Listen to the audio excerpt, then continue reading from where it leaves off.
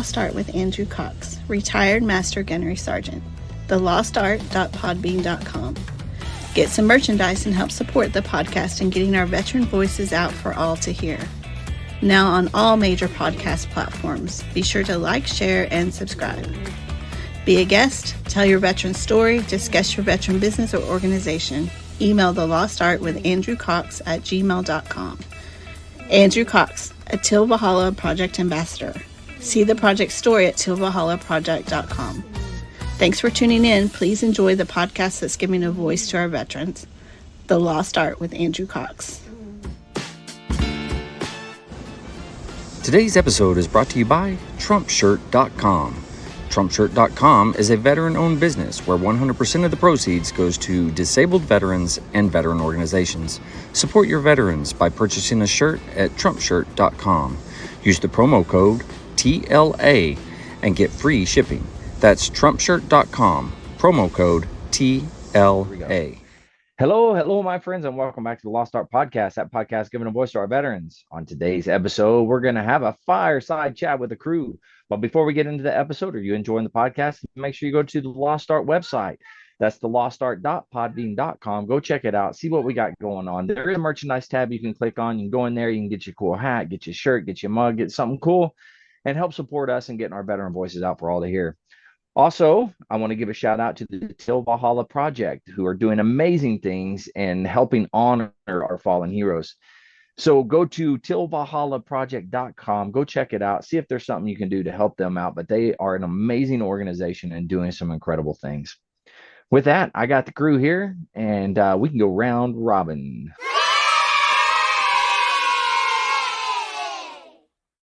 Let's start with Aaron. Aaron, how you doing? Doing good. Not much has changed since Sunday, but as mentioned, look forward to, well, it's still got a couple more weeks, so we'll talk about it some more once it gets here, but looking forward to starting a new position. Yeah. Other than that, we got some rain today. Nice. And I was still managed to squeeze in a mowing. So you're supposed to get more, but we'll see how it is. You never know here in Florida. Yeah, rain yeah. at the least expected time. That's awesome. Well, that's good. That's good. All right. Krista, how about you? How you doing? I was going to say, no. Other than that, just enjoying all the lies told by the DNC. I haven't watched any of it. Not one thing. And I am stress-free. I don't know what the deal is. I don't know. Yeah, don't watch it. Yeah, I don't want to get stressed out. Krista, how you doing? Having a good week. Lots of doctor's appointments, running back and forth, keeping busy. Ron was out. I think I told y'all that this morning, but Ron was out sick for a couple days. And when he went in, he went back to curriculum to check on guys back there. And they're like, "Oh, you're back from the DNC." They were messing with him a little bit. So very nice. It's good. Yeah. They like to harass him frequently back there. Yeah, but that's I good. actually spoke this week to, I think it was Lima Company. It was a huge graduation, huge company graduating. Nice. And I'll be honest, you guys, they weren't having it this week. They were not participatory. They were not happy. They were not motivated. I think, and usually they're a little like good to go, and even after lunch, they'll get tired about halfway through. But I asked them, about the sound from the air station. I'm like, you know what that sound is? And they just looked at me. I was like, come on, guys, you know what that sound is? And I even told them it's the sound of freedom, and nothing. They weren't having it. And Wow. I even had one of the female Marines ask me a question. And after she asked me the question, I make eye contact. I stare right at you. I'm answering the question. She started talking with one of her little friends, ignored me. They were having conversations among themselves. And I didn't tell them to lock it up, but I wanted to a couple times. But this group, I think it was either lead or follow because we split them up. Yeah.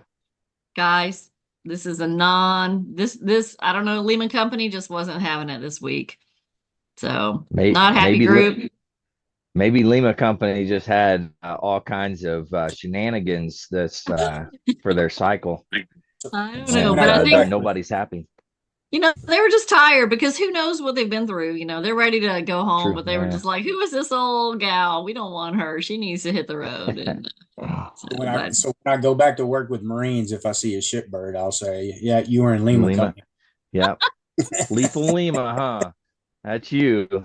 That's all because of their drill instructors, Krista. It has nothing to do with them.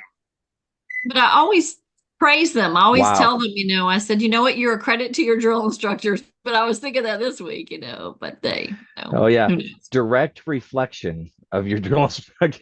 That's right. I do. Yeah, good times. Well, It was good. hopefully that gets back to the Lima drill instructors so they can improve upon that for their next cycle. They don't have to be motivated just because I'm there. They just weren't motivated. So who knows? Maybe they were tired. Who knows? Maybe they'd all got their vaccines. I don't know, but who knows? They were just tired. You never know what they've gone through before you walk through the door. So always try to keep that in mind. Yeah. No, you never know. I found that if you walk in and you just kick somebody in their chest, it wakes everybody up and they're just ready. And then speaking of kicking people in the chest, Mark, how you doing? I'm doing great. Been busy all week. I started a new job. I will tell you about it during my part of the military information. Okay. Very nice. I'm excited. I almost can't wait. That's how excited I am right now. All right. Well, I'll wait. It's fine. Mike, how you doing? It's been a week, that's for sure. While we're doing introductions, my wife is yelling at me that I had to clean up the kitchen and I had to do this and I had to do that. So you can be on the phone. So you're saying you didn't actually clean out the refrigerator like you said you did? No. Bull crappy. I did too. I made the meatloaf. I put it in the oven, but I let it all sit on the stove. And now she's. You mixed meatloaf. I made it. I don't know if you guys can hear her or not. Yeah. Hey, Hey, Mike, part of it. She said she made it. Hey, Mike, blink twice if you need help. Yes, ma'am. And I have COVID. Yes, ma'am. Yeah, that's the other part of it too. We go on a cruise. We get back this week. She tests positive for COVID today. And I haven't had COVID in the whole 4 years. She spent the whole since 2020 hasn't had COVID. Really? And even as a nurse, she sounds very puny right now, like she's really sick. I don't know. She's mad.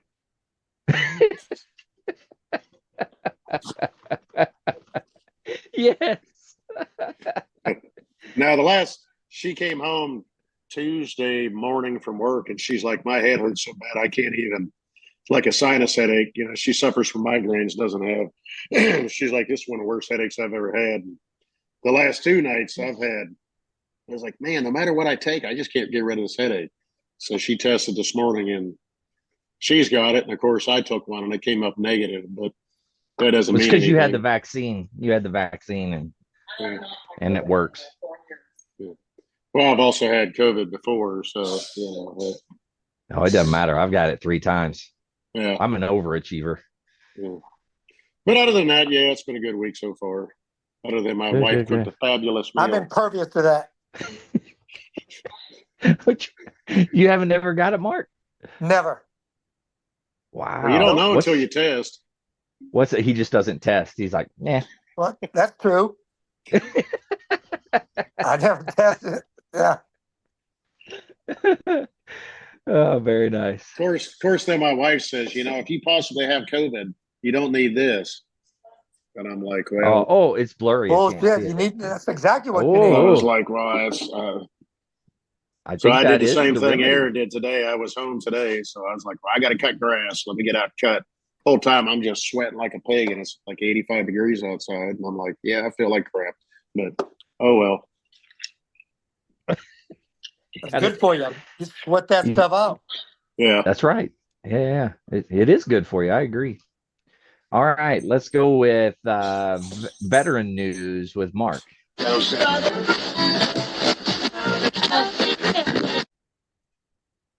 All right, veteran news. Like I said, I started a new job. I work for the Wounded Warrior Project.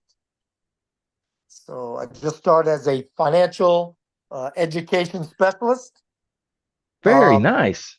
So, and it really surprised me. I've been doing the onboarding all week, but it totally surprised me all of the programs that they have available. They take care of the post 9/11 veterans, but they have from they've really expanded out like start to finish. They have like I said, intake. If you need anything, they have. You don't have to just be wounded or in trouble. You can go there for your veterans benefits to start your package, Really? and they'll work through your package with you. So they've got Wow. the veteran service officers, right there. They have a whole benefits section to show you exactly what you rate as far as your VA benefits, GI Bill benefits, the VA vocational rehab benefits. They have warriors to work that they're going to help you get a job. They'll help you with like I said, the resume preparation. Mhm. They'll help you look for the jobs that you want, whether it's federal, whether it's commercial, private sector, that type of thing. They will help you with the job interview rehearsals. They'll help make Wow. the attentions. They have then I'm in the financial education. They have the emergency financial resources where if you're in some type of financial difficulty, you've fallen through the cracks. Kind of like the nice guys, but on a grander scale. Nationwide scale. Right. But so they have the emergency financial assistance, and then after they get them back on their feet or out of that hole that they're in, then they give them over to us, to the financial education, and we work them into the program, get them learn how to improve their credit, get them stable, get them on a budget, get in some investments. They have if they're in a lot of debt, there's this organization that we partner with that helps them go in there to get the interest rates down, get them back on a path to so they can see themselves digging out of that hole. But then they also have all the different resilience building programs. They have the outdoor adventure programs. So they get you get in there, you get a case manager basically for life that you're always getting checked on and everything. So Wounded Warrior Project has really expanded on way more than I thought that they had originally. So I'm very kind of impressed and surprised at everything that they have. Wow. And you said that's a nationwide thing. It's for everybody. Nationwide thing. Anybody can go to them. Anybody. Well, it's post 9/11. Anyone's for post 9/11 veteran. Got it. Okay. Wow. Yeah. So you contact them, you get signed up, tell them what you need, and they'll direct you to the correct program. Like I said, if you need just financial education, well, they skip the financial emergency part, right? Mhm. If you don't need the immediate, say, post PTSD counseling or anything like that, Mhm. but you do want to get in some groups where there's other veterans that you can mix with. Right. It's an overall all around program. Wow, that's really like I cool. said, I'm pretty impressed with so far. And you've been in orientation all this week? Orientation all week, but I was in the process, the hiring or the interview process and stuff like that for the last probably 6 or 8 weeks. Oh, wow. Yeah. Wow. That's pretty awesome. Now, is that there in San Diego? I'm at the office in San Diego. Yes. But they have offices all over. They even got one in Landstuhl, Germany. Oh, really? Wow. Right. Because remember That's when really they cool. that was that medical center, where Iraq and Afghanistan get injured. They fly you to Germany before they fly you to the United States. Right. Yeah. Wow. Yeah. That is awesome. We ought to get somebody, now that you are in the inn, we can get somebody from Wounded Warrior Project to come on. Correct. Yep. I was already thinking about that. I'll figure I out love I'll it. figure out the best one who knows the overall package the best. Yeah. Very cool. Yeah, man, that's And awesome. they're mostly veterans that are working here also. No kidding. Wow. In my office, yeah, the majority of them that I've met so far are veterans. Well, that's good that they're hiring vets like that. Retired, in this office, a lot of retired Navy and Marines, but there's some retired Army soldiers also. Wow. I mean, I hope you told them, don't worry, it's okay. I still will talk to you, but maybe not. Maybe that's not the place. I don't know. Yeah. Try not to pull a rank, I love it. That's good stuff. Well, you got anything else for us, Mark? Not so. I'd say that it's one of those resources, like when you say with the introduction and then our closing statements, those veterans should, like I said, if they're having any doubts and they're need a path forward, I'd say contact the Wounded Warrior Project also. Very nice. Amongst the other references we've already given them. Yeah. And does the Wounded Warrior Project have any type of telephone numbers that they like contact or anything like that, like the VA does with the suicide prevention thing? Or I'm sure they do. I don't know it offhand, but I'm positive that they do. Okay. Something I could probably look up during this podcast. Okay. Yeah. Sounds good. All right. Thanks, Mark. Congratulations on the new job. That's awesome. Thank you. Yeah, I knew you could do it. I didn't know you were looking for it, but I knew you could do it. If anybody can do it, it's you. So, all right. That's one thing, Andrew and Mark, that Wounded Warrior Project. You always heard about it for years, and I've researched and looked into it, and then, it's like anything. All of a sudden, you start hearing some negative stuff, and I've never understood where the negative stuff has come from. Well, I know the negative stuff when they first started. Everybody considered that their administrative fees were way too high.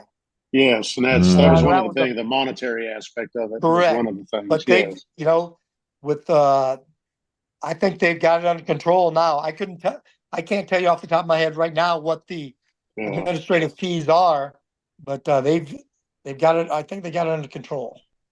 Yeah, that's good. And by no means am I saying they're not doing good things, but it's just like anything you hear. You're always going to hear something, regardless of all the good they do. So. Oh, yes. Well, today's society, we're always looking for the bad in everything. Unlike you, because you're the good news guy, but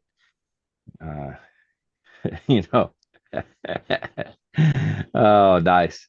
All right, well, let's go to current events with Aaron.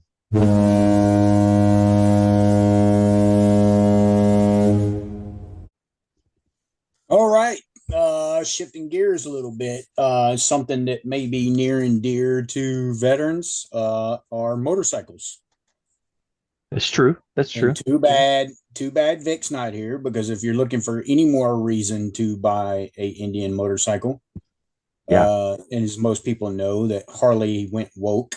Are you serious? Did they? Well, however, they are now backtracking. So in 2020, Johann Zietz, a German-born native, became the CEO. He was on the board of directors prior to that.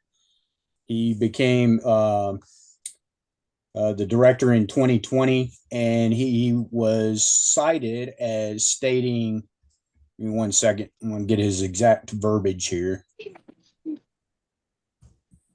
So he said, then I became a board member at Harley. Now you could ask, what am I doing here? Zietz said. This is when he became the chairman of the board and the CEO of Harley. Of course, Harley's all about the sound and the smell of of the Harley Davidson, isn't it? So I became the Taliban again in a sustainable way. I decided to create a sustainability committee, which I'm still chairing today. So he basically compared himself to the Taliban. What he meant by that is to essentially cut throats until he gets his way.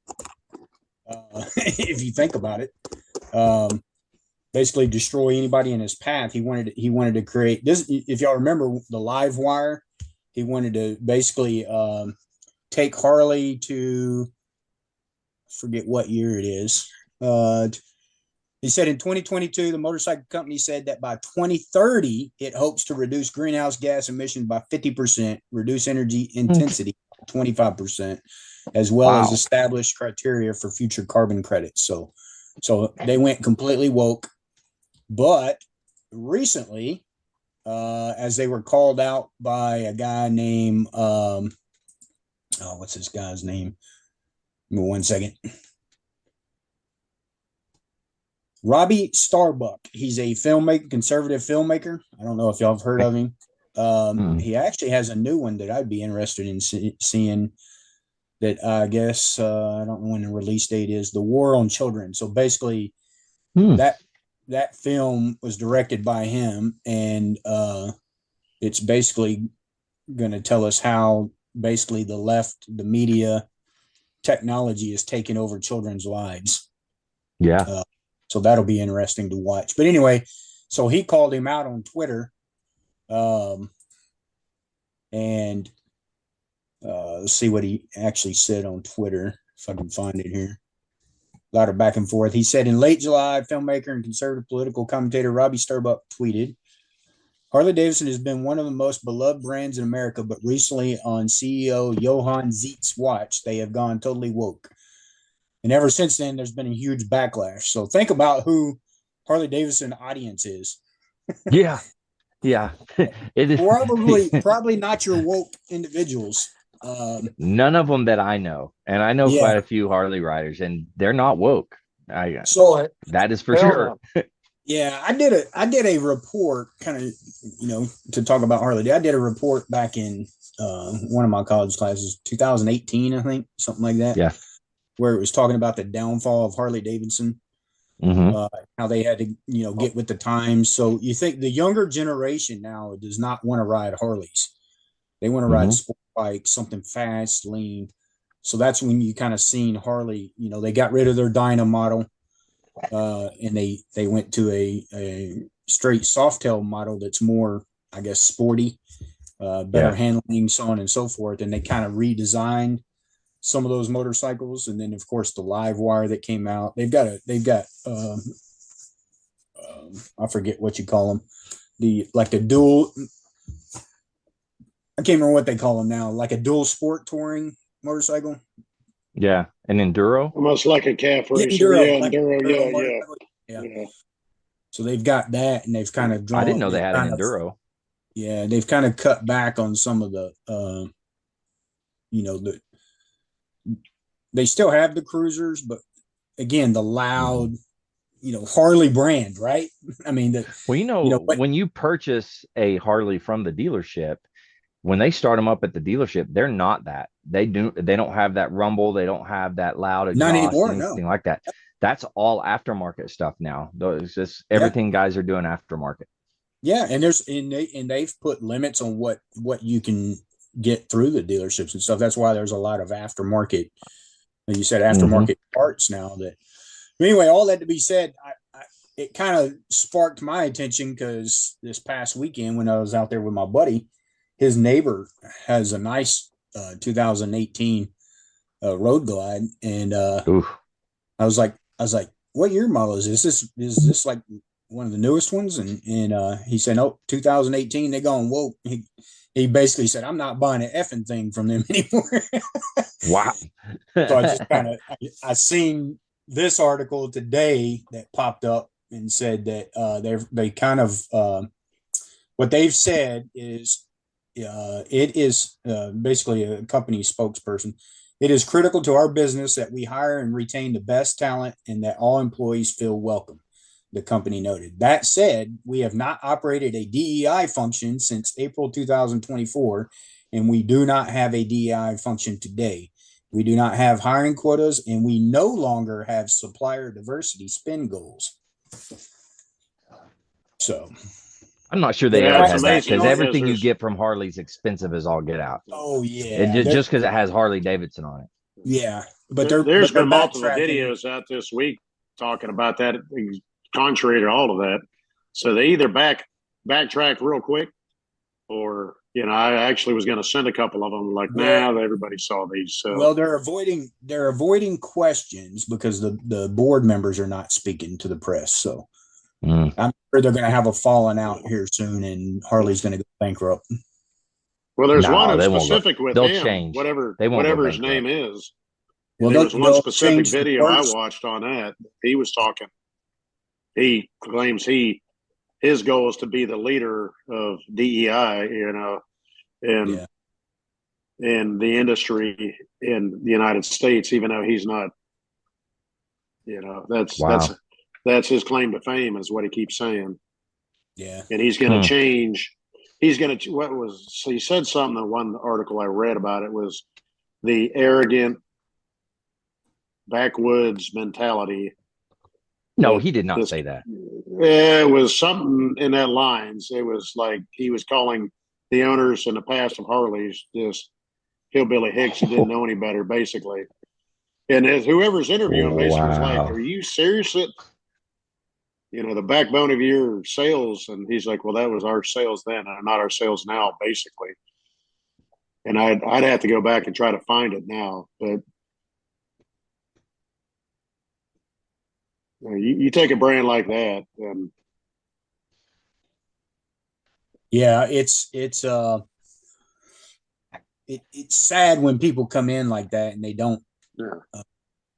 They basically ignore the history of the brand and who their consumers are. Their number one consumers are. Yeah.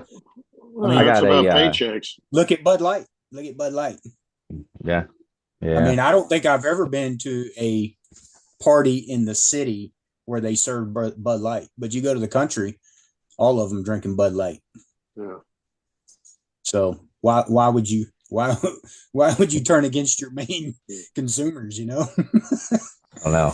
So I just I texted a guy I knew that's really big into Harley Davidsons and a couple other things like that. But he said he talked to Bill Davidson about it and said that the decision was made by the board to get on board with other corporations and to ensure they are prepared for future workforce. He said, however, they came out publicly day before yesterday and said that they have ceased all DEI and other issues. Yep. So it was a quick backlash and slap in the face, and they quickly turned. Oh, there was up in stock and everything else went. No, I'm sure. Yeah. Yeah. They probably. But you don't see anybody out on quick. the side of the road burning their Harleys, but it's like Carhartt and all that. No, nobody's. They're too expensive to burn. Yeah. The problem I have is they keep saying we got to get on board, with other companies and sustainability and all this stuff. Hire the best people. That's what we've always done. Either I'm just not seeing it, and I'm sure somebody out there listening may say, "Oh, you're not seeing it because you're white." Okay, that's not the point. The point I'm saying, like, if I owned a company, and I know all y'all would as well, you would go after the best, most qualified person, and black, white, yellow, red, whatever color, gender they were. Yeah, absolutely. Wouldn't matter. It's who is the best person for the job, Now, if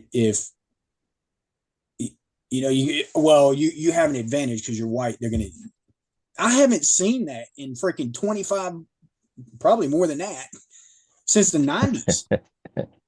Yeah. And I be honest with you, I don't even think I seen it then. I mean, last I knew, what was it? What was the policy? Man, I'm forgetting. Affirmative action. Affirmative action. Oh, affirmative action. Yeah. I mean, that was hot and heavy in the 90s, and that was making sure that everybody had an equal opportunity, but people were coming along in the 90s and early 2000s and saying, you know what, I don't need affirmative action to tell me to hire the best people for the job. Yeah. No matter, regardless of race, color, creed, whatever, Yeah. It's just ridiculous. I don't think that, well, I could be wrong on this, but I don't think all of those blue collar type jobs or the construction or things of that nature, I don't think they're hiring out of DEI types or DIE, whatever it is. Because they're hiring the best worker. They don't care what you do on your off time. They have none whatsoever. If you can do it, you can do the job, and you can show up on time, and you can do what you're supposed to do. They don't care, and they'll pay you what you should get, what you're worth. Because they are much like the military. Because if you fail to do your job, people can die. True. Yeah. Same thing with law enforcement. First responders. You fail to do your job properly, people die. Oh yeah. Construction, that's a good point. Like you said, construction, the trades, electricians. Go ahead. We can break it down to plumbers. Plumbers working on high pressure freaking pipes. That crap can kill somebody if it's not done properly, especially if there's enough pressure behind it. Go ahead, Mike. Yeah, that's true. Yeah. No, I was just going to say, you're talking about plumbers, an industrial setting and that, ammonia refrigeration systems and stuff like that. I mean, there's people die from that if it's not done correctly or if it's not inspected. It has nothing to do with if you're a man or woman or what your skin color is. And I mean, maybe that's something, I say our generation, meaning all of us here, we're not all that far apart but it's and it's something easy for me to say, but I grew up with grandparents that would sit there and were they racist by nature? No. Did they say racist things? Yes. Unfortunately. It was the time they grew up in, though. Yes. And that was the daily language that was used. Yes. We all know now that you probably shouldn't use that language. Got it. Yeah. But that's how they grew up, and that's just the way it was. Funny thing you say that. The current president of the United States would say those things on the congressional floor back then. Yeah. But very true. They all voted for him. So because you can change if you're a Democrat, but you can't change if you're a Republican. Right. That's how that goes. Even though Republicans never had to change, we're the ones that freed the slaves. I don't know about all that. There's some Republicans that have definitely changed over the years. There's good people on both sides. What are you talking about? Yeah, you're right. There is. Yeah. I still love you all. From North Georgia. Just know that. Say it again, Mike. I said, especially those from North Georgia. Yeah. We still love you. But that's all. Even though you're from North Georgia. That was it. Actually, there's other current news, but this would drag on forever. I'll probably just send y'all the article and y'all can pontificate on it. That's why Vic said he was going to buy a Gold Wing. So, hey. Yeah, it is true. He did say he was getting. You get more mileage out of a Gold Wing. I can tell you that much. Way more mileage, yeah, and way less work on it too. Yep, and cheaper work. Yeah, yeah, buddy. All right, let's go with good news with Mike.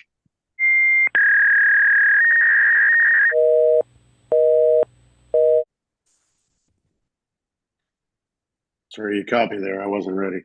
Oh. Sorry, let me say it again. Let's do good news with Mike.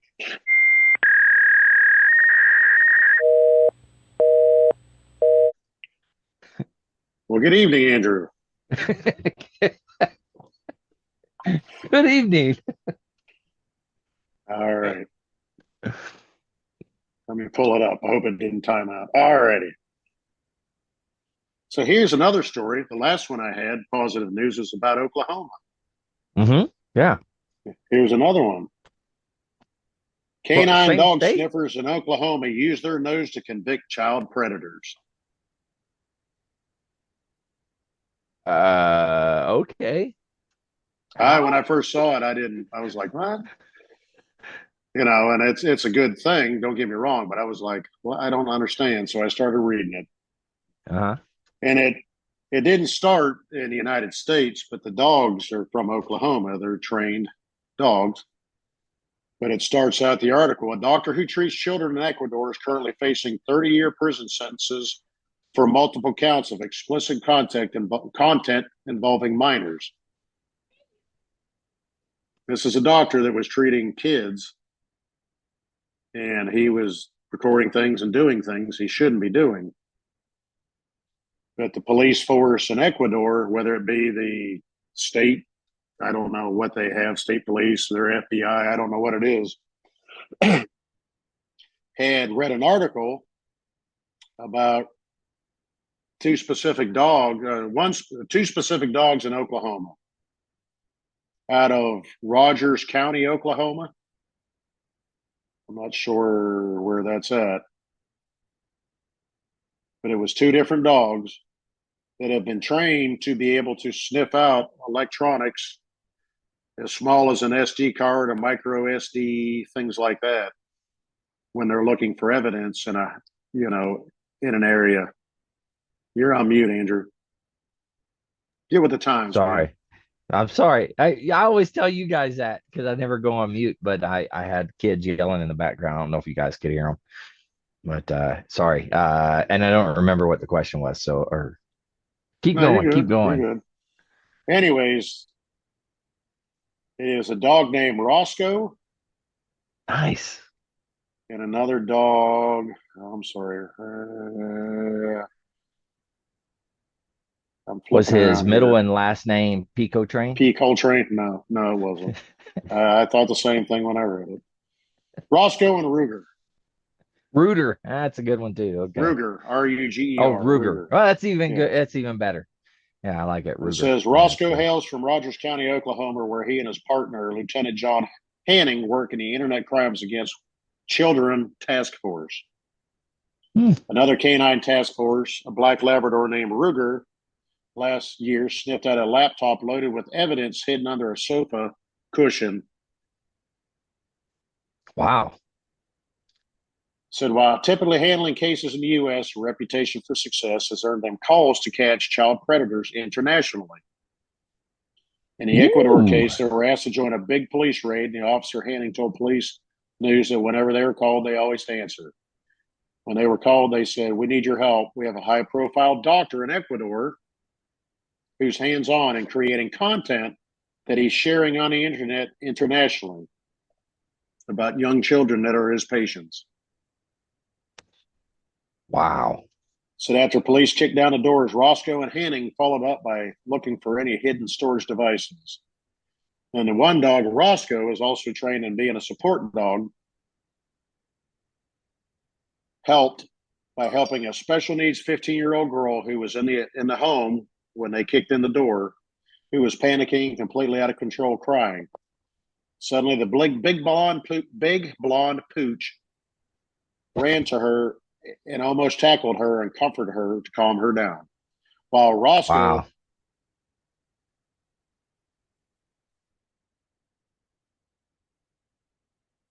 Did he freeze? He froze. I thought he was just keeping us on bated breath here.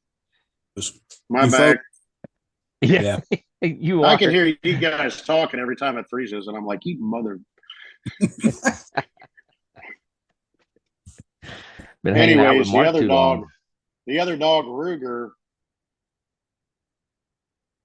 was able to find a micro SD card hidden in the house that had thousands of pictures of young children on it that were patients of his.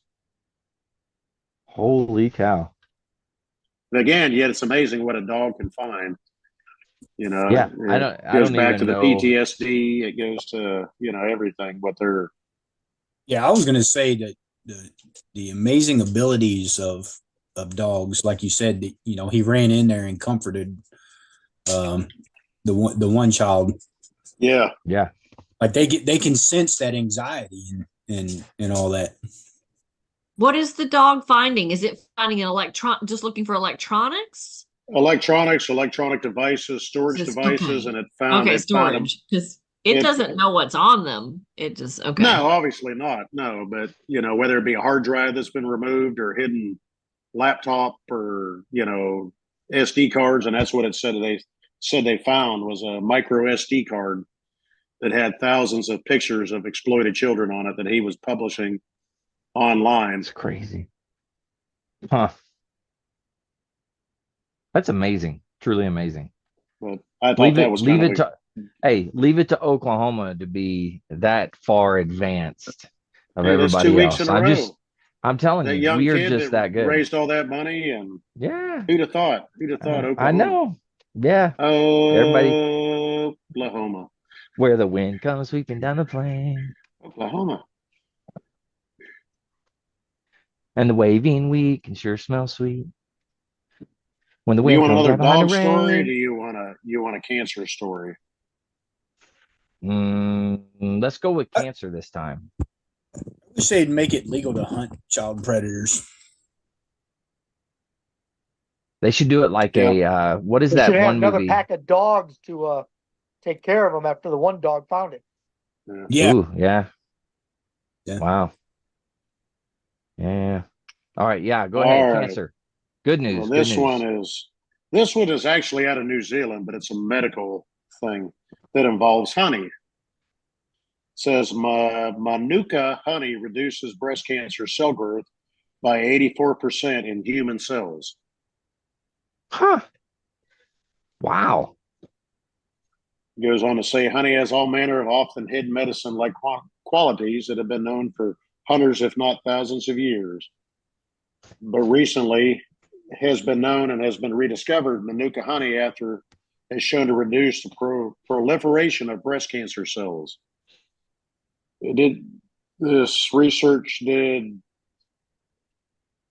Scientific research that resulted in the occasional triggering of natural cell death or apoptosis, a mechanism that bypassed as a malignant cell becomes cancerous. Manuka honey made by bees that feed on the nectar of the manuka tree in New Zealand and coastal Australia. Wow. This is also a plant. These plants are relatives of clove, allspice, and eucalyptus. This is a study published by the Journal of Nutrients Investigators at the UC Los Angeles Health Johnson Comprehensive Cancer Center. Found that Manuka honey significantly reduces tumor growth in mice and now find to reduce cancerous tumor growth in humans by 84% without affecting any normal breast cells or other local tissue in the human body. Wow. They've said for years and years and years that honey has been honey from the bees, and then also bee stings themselves have also been known to help cure different things and stuff like that. It's antiseptic. Yeah, I mean, they still find honey in Egypt in tombs. Yeah. And it's amazing the properties that they've known of it. And they can still eat that honey. I mean, I wouldn't, but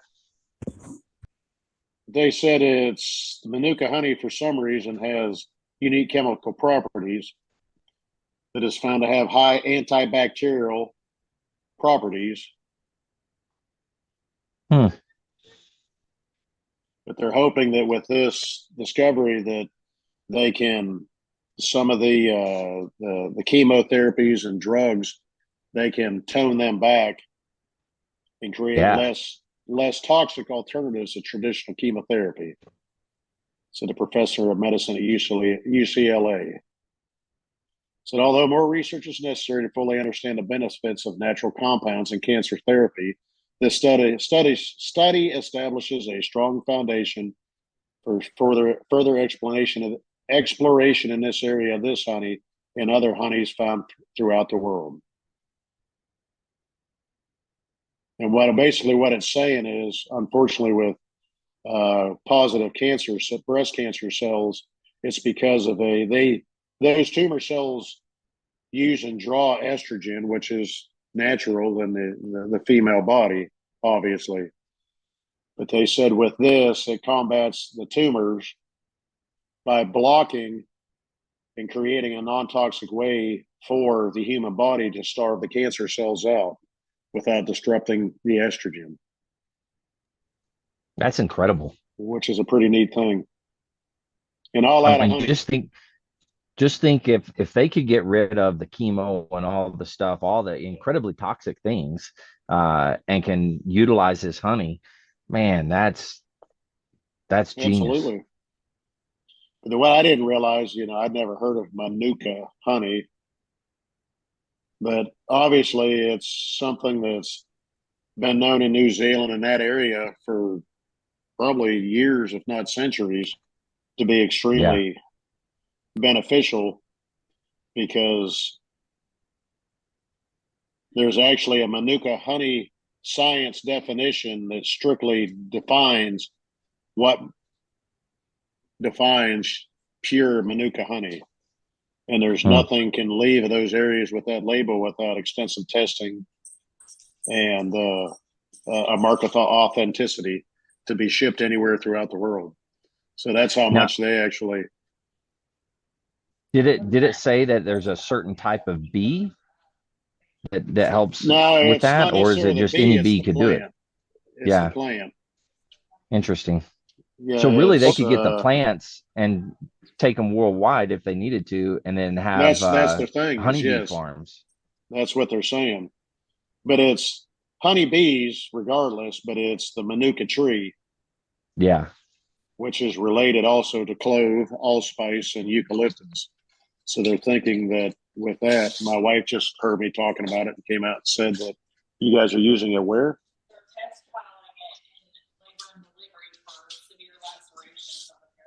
Yeah, they're test trialing it in labor and delivery. No kidding. For severe lacerations and stuff like that. She said there's a whole study she just read the other night that they were talking about. They were talking about it. So WebMD says that it's antibacterial. Yeah, that's what Aaron was just saying. He was reading on WebMD. Yeah, I got the WebMD. Who needs tell her who needs doctors and nurses? We got WebMD. Well, the naturopathic practitioners say that once that everything became made from petroleum, majority of stuff is based off of petroleum. That's the medicine, big pharma. That's when all the natural remedies were basically outlawed, then they were that people that practice it were attacked by the government. That's saying that it's a cure, and you can't say it's a cure and everything. So big pharma has suppressed these natural remedies just because it doesn't pay. Because disease is a big multi-billion-dollar industry. Yeah, it's like war. Yeah. Very true. It's the whole Eastern medicine versus Western medicine mentality. Yes. Yeah, my sister's a pharmacist, and she said that there's always generic forms of all drugs, and certain drugs are not, and those drug companies will charge an arm and a leg for those that there isn't. But and it's the same drug. But she has said that in the sense that she said, and this was a conversation her and I had, but maybe a couple months ago, she was talking about. We were talking about my mother and being in a nursing home, and she had to go to the hospital and stuff. But it was medication was something, but it was prescription costs and stuff. And she was talking about that. She said in the drug field, the majority, because a lot of your generic drugs are filled with fillers, where when drugs are designed and when they were initially designed, and some, there's some prescriptions now people take now that have been on the market for 30, 40, 50 years. that are still there. But she said, everybody wants it. I don't want to pay $200 for a 30-day supply when I can get it for $695. But she said, unfortunately, who does? But she said, unfortunately, and she's that's her job, is to fill prescriptions. But she said, unfortunately, what most people don't understand is all the fillers that these drug companies use, if they're in the United States. But she said the majority of all of our generic and prescription drugs come from China. No kidding. And that's where a lot of that comes in, is what they use as these fillers, or what they use as alternatives, when a lot of these drugs were designed with, pure ingredients or homeopathic things that they did the research on. But then they also found, I was like, well, this does the same thing and it's cheaper, but it's not necessarily better for you, but it does the same thing. There's a lot of long-term results that effects that people don't realize. But unfortunately, all we all realize is that you go to get a prescription filled, you're going to fill it in your pocket. And that's the biggest thing. No lie. And that's another thing too with, and she was talking to this, and I just read a thing, and I wish I would have saved the article. It was talking about drug companies, and there was I think it was 8 to 10 major drug companies in North America, whether it be Pfizer or Scripps, or whatever it is.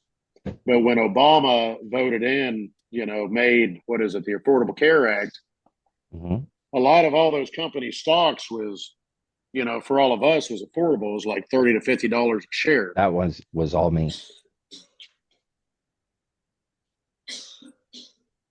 Are you back, Andrew? I'm back. Yep, it was all me. Right. But anyways, like it was cool. When Obama signed the Affordable Care Act, a lot of those drug companies all bought each other and consolidated into, I think there's three or maybe 5 now. But when he signed the Affordable Care Act, the price of their stocks went from, say, $30-some to $500-some a share. So the insurance companies and Big Pharma are the ones that are making the money, and that's the biggest thing that the American public doesn't realize. Yeah. Because we're just uninformed. I mean, the information's out there, but again, you look at stuff, it's like, okay, what do you believe? What don't you believe? What's true? What's not true? I don't even think it's that necessarily. I think with all the stupidity that goes on, you have all the Hollywood stuff, and all these other things are so highly publicized that those types of things nobody even cares about. They don't even think about it. They don't care until it happens to them, and then they care. But before then, nothing. It's funny. Michelle Obama said that her parents were suspicious of wealthy people. But you mentioned that they all of a sudden become wealthy when he becomes president. I saw that one of their daughters was a millionaire or something like that. I saw that on now you have it, but you're on mute. Say it again, Krista. 12 million or 10 million. She inherited her trust fund. Yeah. Where's mine? That's what I'm talking about. Wealth against Trump, but yet they're starting generational right now. The hypocrisy. Yeah.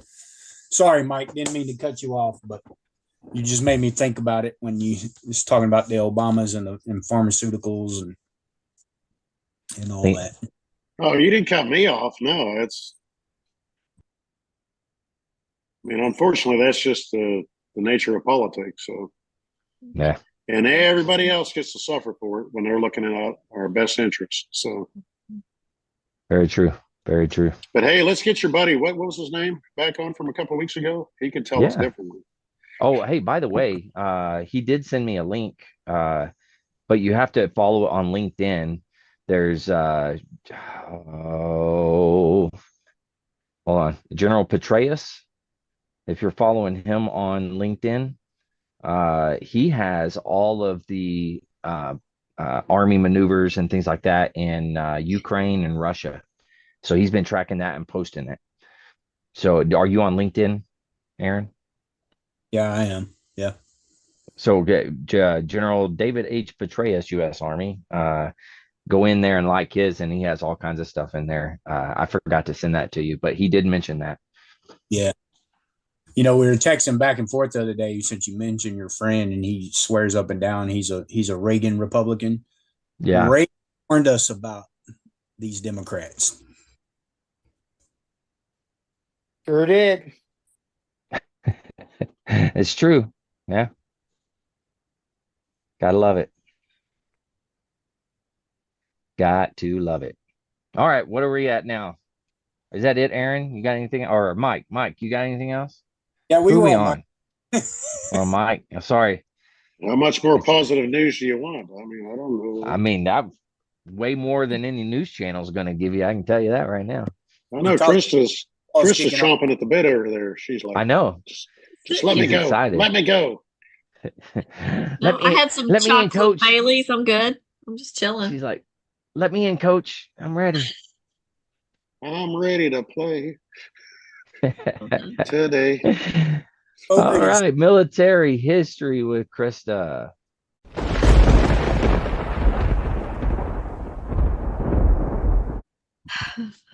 Let's see. I've got a couple things for you guys tonight. All right. And feel free to chime in on anything you might know more about, or let's see. I'll do my overview first and my two little short blurbs afterwards. This is August 22nd in history. All right. In 762. And I had to look this woman up. The first female U.S. newspaper editor in Newport, Rhode Island. And her name was Anne Smith Franklin. So I was like, okay, who's Anne Franklin, right? Well, she was married to James Franklin. And he was a printer. And his brother or her sister-in-law, and she was the sister-in-law of Benjamin Franklin. That was kind of cool. No kidding. Yeah. She published the Newport Mercury. It was a little paper. And they printed the first Rhode Island paper currency. And she was the first woman to write an almanac. And the first woman inducted into the University of Rhode Island's Journalism Hall of Fame. Yeah. Kind of cool. Very interesting. Yeah. And 1762. sister-in-law of Benjamin Franklin. Mm-hmm. So, yeah. Wow. She was married to his brother. Yeah. James Franklin. Yeah. I didn't know Ben Franklin had a brother, but I'm sure he did. So 1770. How James Franklin felt about Benjamin Franklin. You know, he got all the glory and all the fame. Poor old James father. Stuck in the corner, you know. Being a printer. Yeah. Well, they're all good. Yeah. They had 5 children and stuff. So I learned a little bit about them, but yeah. In 1775, King of Great Britain and Ireland, George III proclaims the American colonies to be in open rebellion and orders his officials to suppress it. And the deal with that was basically, I can't remember all the deal of it. Actually, what they had just done, I lost you guys. We had just sent, I think, like a little, I don't know if it was some kind of paper or treaty. We had sent like a little peace thing back to England saying that we were, you know, subjects of the crown and that we were happy and we were obedient. And then I guess then a few weeks later we did something. And then I guess the king found out about it and he got mad. And then we were being disobedient colonists. So he found out about it, that we were in open rebellion. Wasn't that the tea thing? No, it wasn't that. We weren't quite there yet. Then this okay. was in August of 1775. So we hadn't gotten to the Tea Party yet, but got it. Yeah, but that was then. So we're open. In 1791, the Haitian slave revolution begins under the voodoo priest Duty Bookman. So you said duty. Duty. You guys call me out whenever I say do. So yeah, I love that. Both you and Aaron get me. And actually, believe it or not, it wasn't until around 1806, but Haiti was actually the first country ever to abolish slavery. And I had done a report on that many years ago. They were the No first country kidding. to ever abolish slavery. Yep. It was around 1806. Wow. In 1848, the United States annexes New Mexico from Mexico. In 1864, the Geneva Convention adopted in Geneva for the amelioration of the condition of the wounded in armies in the field. And it was signed by 12 nations, and I'll cover that in a few minutes. In 1872, this is interesting, Australia's overland telegraph line is connected. It was one of Australia's greatest logistical and engineering feats, and it allowed fast communication between Australia and the world for the first time. And of course, it being its own independent, four border continent kind of thing. So not connected to any other continent by land or, just all water kind of thing. So in 1877, 800 Nez Perce Native Americans fleeing the U.S. Army attempting to reach Canada had to retreat into the Yellowstone National Park. Not a good day.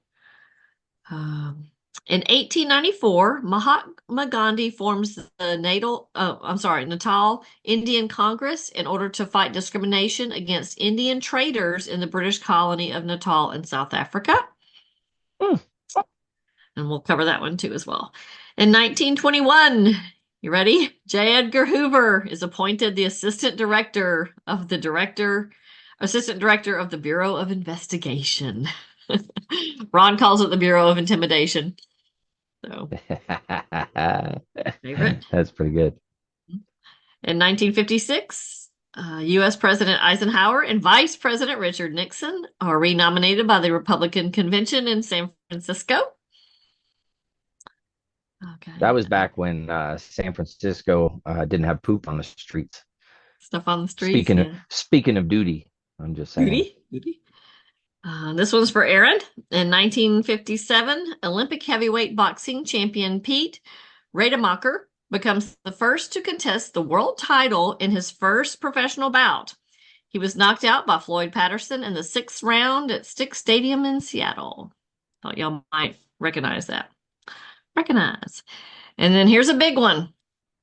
In 2003, Alabama Chief Justice Roy Moore is suspended after refusing to comply with a federal court order to remove a rock inscribed with the 10 Commandments from the lobby of the Alabama Supreme Court building.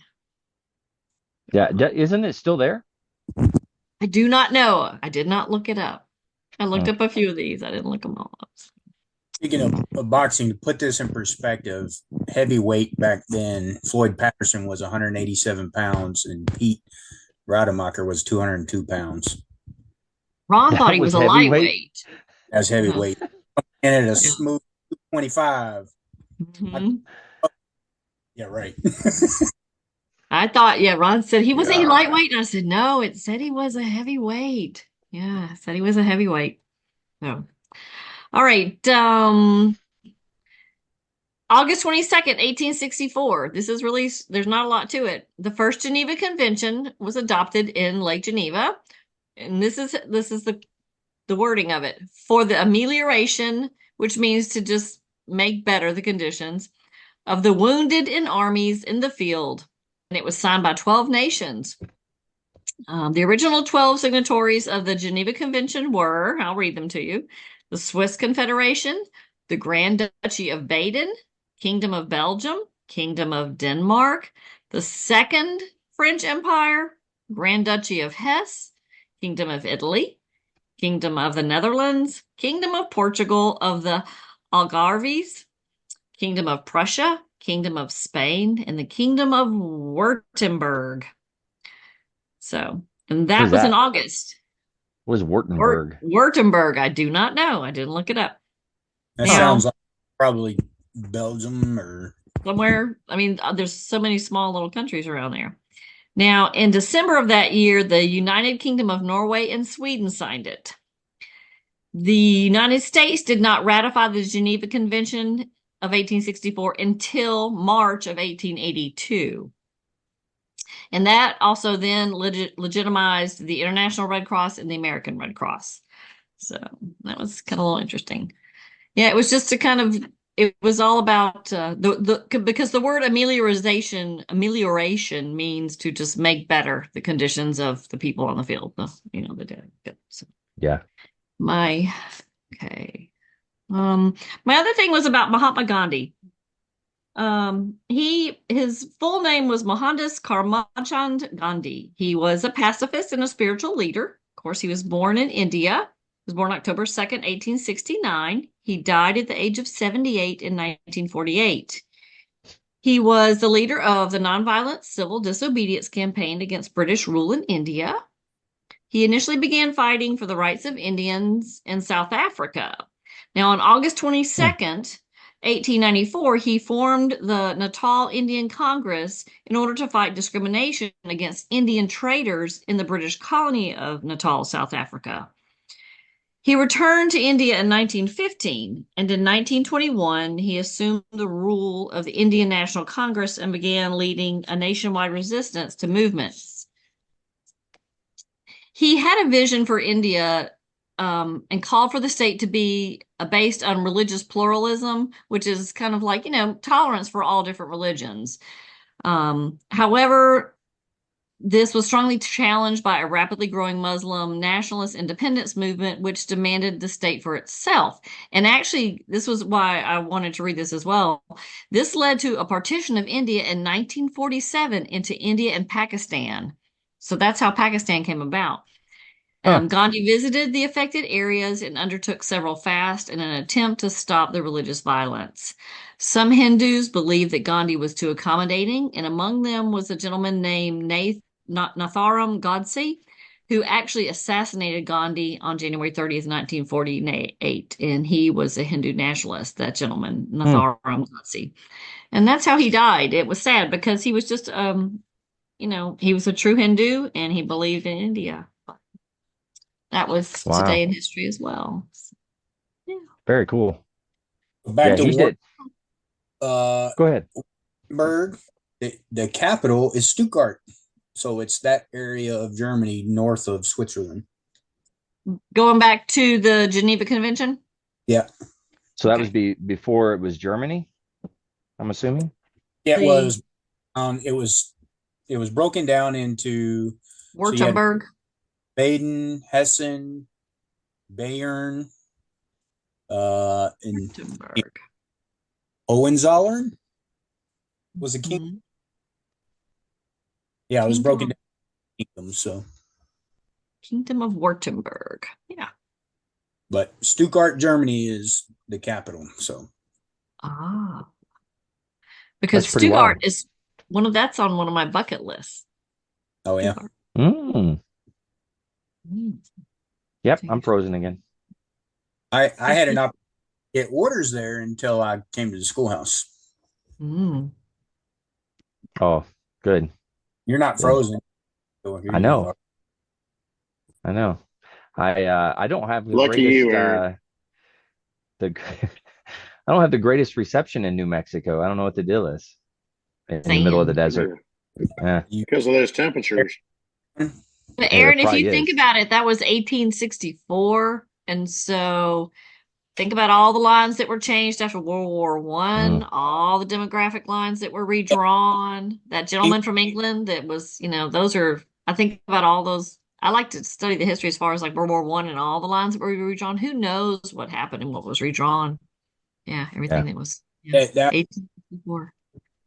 A delay, but the Kingdom of Württemberg was from 1806 to 1918. So doesn't even exist. Wow. And then it became probably People's State of Württemberg until World War II, end of World War II. Okay. Different country now. Yeah. Yeah, but saying even then, Krista, you saying lines were redrawn and that's probably, I think that's a lot of what's going on with Ukraine and Russia right now is territories or what belongs to us and what was us. But even then, ultimately what started World War I? Give us a history lesson. Well, I don't know all the specifics. I was thinking Mark probably knew. He was a teenager then. No, that's not what I was saying. Destination of our Stu Francis Word. Yeah.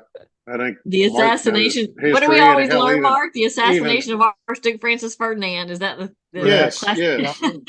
I mean, we're talking dukes and stuff like that. Yeah. You know, somebody, and it was blamed upon them, and it was, you know, whether it was, you know, it's almost this political group. Okay, well, if we off him, even though, you know, we know it's going to cause a fight, so you know, at that point,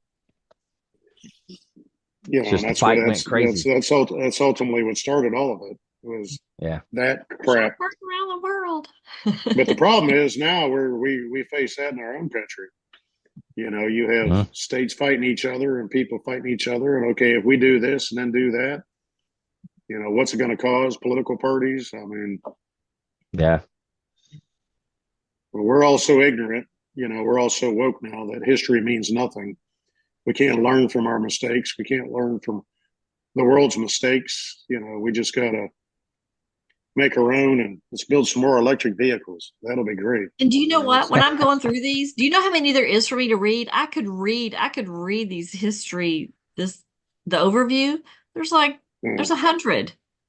And I had to pick. I mean, I didn't even cover I didn't put anything in there from World War II because I'm just like, do we want to keep covering Hitler all day long? But I mean, so I try to pick a lot of history, interesting and exciting, or something that maybe we haven't heard in a while, just to kind of go, wow, what about this? Wow, what about that? And trying to mention maybe Trump.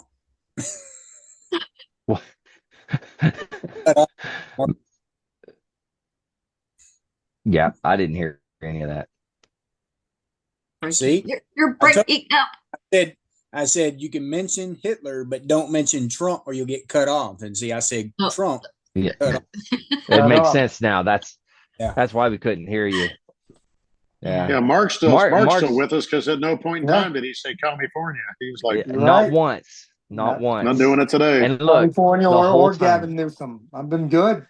Yeah. They must have got you somehow. They, you know, they had to have, you know, taken you into custody, set you down in a dark room, waterboarded you. Yeah, he's been something tortured. Like that. You know, he knows his place now. Yeah, but we had to tell us the last 6 to 8 weeks he's been under surveillance.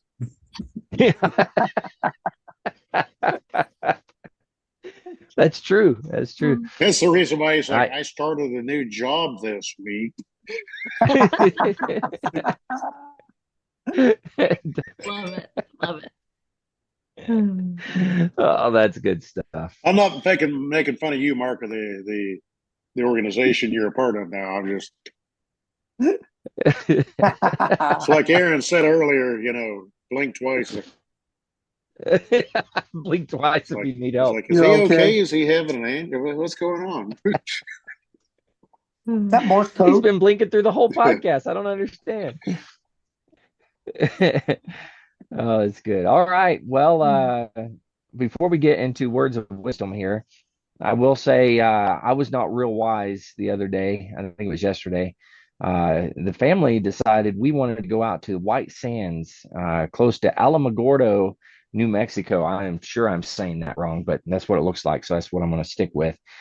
So we drove out, but I quickly discovered, and so did the kids and the wife, what a desert is. And I was reminded of that from my days in 29 Palms. And I was like, yeah, that's hot. We should not have come out right now. That was bad decision. But we did get to actually sled down the White Sands, which is pretty cool.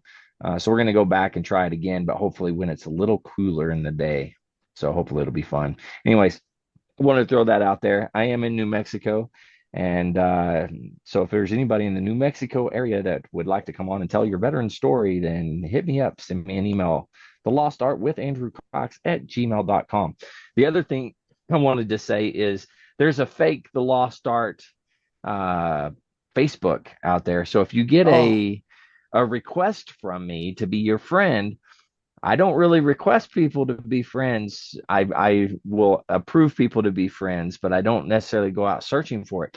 And it's actually called The Lost Art with Andrew. It has my picture on it. So they took my picture, put it as their profile picture, and then left it with just my first name. That way that pops up before mine.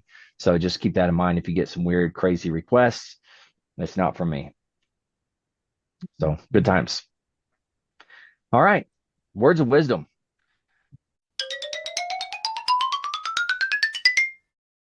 Let's go with, we'll start with Aaron today. All right. I want to read the whole thing, but I don't want to draw it out. So I'll pick a line in here. I heard it earlier today as I was listening to someone. We'll see if y'all can identify who it is. But he, within his whole spiel, he stated, if you have selfish, ignorant citizens, you're going to get selfish, ignorant leaders. And it was in politicians and voting. It's so true, though. Who was said that? Ben Franklin. You're going way back.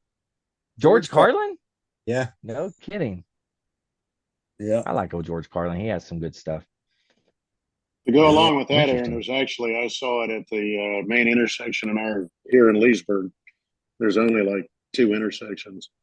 There's like a 4-way light, and there's really not that. The town itself is not very big, but almost half the county says it's from Leesburg, even though it's not Leesburg. But anyways, I pulled up to the intersection and had my left turn signal on and turn left, and I look over, and there's kind of a grassy area right there off the side of the road, and they've got a big culvert dug in there because of rain and stuff tends to want to flood. And there used to be a bank there, but they tore it down.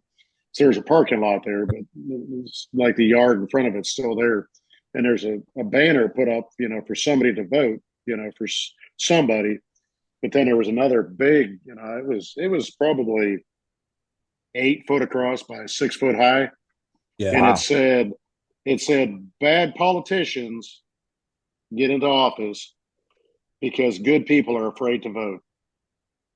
Ooh. Yeah. And I was like, holy shit. And that's not my words of wisdom, but it goes along with what Aaron's saying. It said bad politicians get into office. Well, that's because good people are afraid to vote. George Carlin was trying to say here pretty much is that it's always the ignorant people that just go out there and they vote with their emotions and instead of being informed and voting the right way. Yeah. Very true. All right, Mike, you said that wasn't your words of wisdom, so I'm assuming you have something that's even going to top that.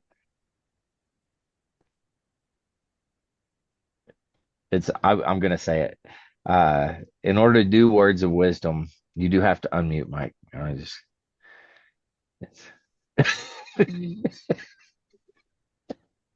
Hey, how you guys? Welcome back. Sorry, I spilled my bourbon. I was like, oh, what are you doing? Okay, my words of wisdom. You want to take me seriously, Andrew? You gonna sit there and laugh all night? I'm sorry. I'm sorry. Can you knock it off? I mean, what? I got the giggles. No, I'll wait on you. I got all night. I'll fucking wait. Whatever. I can't do it. I tried. All right. I'm good now. I got to remember. I need my campaign cover and go like this. Yeah. Before I say my words of wisdom, you say your campaign cover. We were on a cruise. We were somewhere. We were in a line. And there's people just taking their sweet old last time, and out of nowhere, I just finally had enough. I'm like, any day, let's move, let's go, come on. And all of a sudden, everybody and their brother's like, who's that? like, A to B, let's go. Did you start counting them down? I'm sorry. All right. Yeah, I'm serious right now. I'm serious. Words of wisdom. You don't look serious to me. But anyway. All right. You can plan all you want, but life tends to get in the way. Ooh, yeah. That isn't always the bad thing, because there can always be beauty in the dark of the unknown. Mm-hmm. It all depends on how you choose to look at it and how you choose to accept it. Wow. What's that from? You don't even want to know. That's deep. But anyways, I'll tell you. Deep. Yeah. I told you my wife had COVID. She was laying in the bed, and I was sitting there, and we had a TV on. I'm like, well, let me put a Hallmark movie on. So I'm sitting there and I'm like, who watches this shit? And then all of a sudden I'm like, are they going to get together? What's going to happen? And I get all invested. And that was actually the quote that this guy said in the damn Hallmark movie last night. I was rewinding it, and I was like, "I got to get my phone out. I gotta write this down." I was like, "That's a good one right there." But it is a good quote. But I was like, of all things, Hey, a damn Hallmark movie. You wonder why I can't take you serious is because you say stuff like that, and that's what I'm waiting for the punchline whenever you're talking. So I can't help but smile. You are the good news guy too. So It all depends on how you take it and how you accept it. That's words of wisdom from Mike right there. All about perspective. Yep. It's not my fault how you take it. Take it that will. All right, Krista, what do you got? The guys on the podcast have more need of models than ever before. Oh, I mean, I'm sorry. Children have more need of models. Children have more need of models than critics. Sorry. You gotta say it again. I'm all messed up. Say it again. Children have more need of models than critics. Oh yeah, that's good. Yeah, I like that. I have like 20 Very others. true. We can pick another one, or something. Yeah. So all of a sudden we got serious, and Mark usually has a big shit-eating grin like that right there, but he was holding it in because he's like, I got you all, and you have no idea, as he was sitting there listening. All right, Mark, you ready to blow all of our minds? I'm ready. So like right. we were earlier, talking about Harley Davidson going woke and some other things about. So I got a little story about some leadership, some communication, and some initiative and accountability, of course. So there's a story about 4 people named Everybody, Somebody, Anybody, and Nobody. There was an important job to be done, and everybody was sure that somebody would do it. Anybody could have done it, but nobody did it. Somebody got angry about that because it was everybody's job. Everybody thought that anybody could do it, but nobody realized that everybody wouldn't do it. It ended up that everybody blamed somebody when nobody did what anybody could have done. Wow. Oh, holy cow. Yeah. That's good. I know. Mind blowing right there. Everyone's going to have to rewind that too. Because that was good. That was really, really good. Time since I've heard that, but I enjoyed it. That's good. Yeah, I think I need Mark to text that out just in case. Yeah, because I'll never be able to say that. I can probably do that. I'll try to say it, and everybody look at me like I'm stupid. They're like, "What's wrong with that guy?" I'll take when you said it, Andrew would be like, "Yeah, some dude said the other dude and dude." And I got mad and punched him in his face. That's what it would end up being. Yeah, it's really great. It's a nice, great. Yeah, it was good. If you think good about job, it, Mark. Yeah, you always got the humdinger at the end. I'm gonna start calling you Humdinger Mark. Humdinger Mark. I like it. All right. Well, hey guys, thanks for coming on and doing another podcast with me. I really truly appreciate it. Someday, if there's anybody out there and you want to sponsor a podcast, and I'd be more than happy to work with you. Maybe we can help pay some of these guys instead of them just doing it out of the kindness of their heart and those types of things, and we can get them some cash flow. That'd be cool, right? Yeah, I don't know, someday. Good hearts. We'll see. If anybody's out there and you're posting to Facebook, just so you guys know, if you're posting a link that takes somebody away from Facebook, then Facebook's algorithms that they have tend to not allow that to go places. But if you post a video directly to Facebook and then put it out there, it will go much further in the algorithm and more people will see it. So I did that, after being told that when I was interviewing a guy in Texas. And I was like, oh, that's very interesting. So I did. That's what I did the last, like 4 videos or something I put on like that.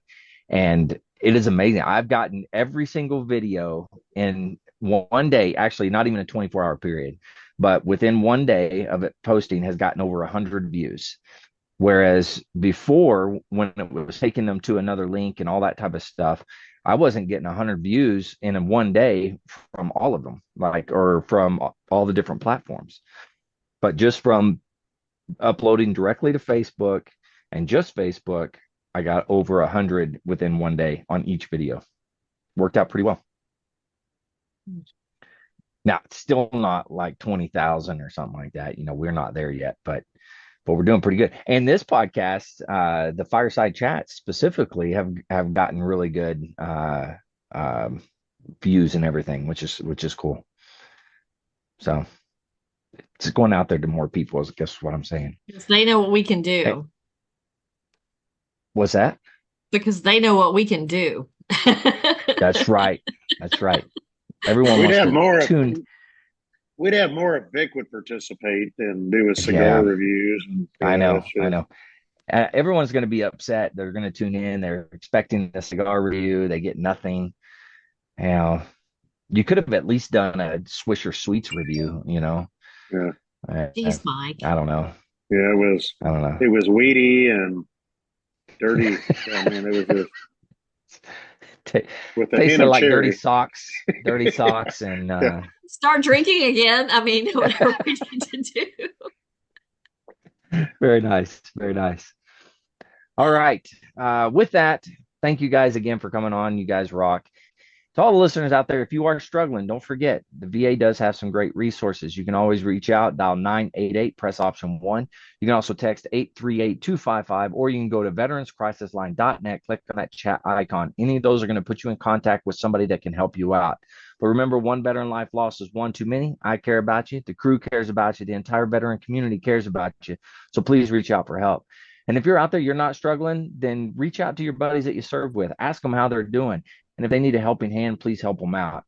And don't forget, there are organizations out there that can help you. They're all over the place. Wounded Warrior Project, which Mark now is working with, that is another great organization that you can go out there and do some great things, and they can help you out with whatever it is that you need as well. But remember, we're here for you, and all these other organizations are here for you as well. All right, with that, thanks, guys. Much appreciated. To all the listeners, stay motivated. Change your socks.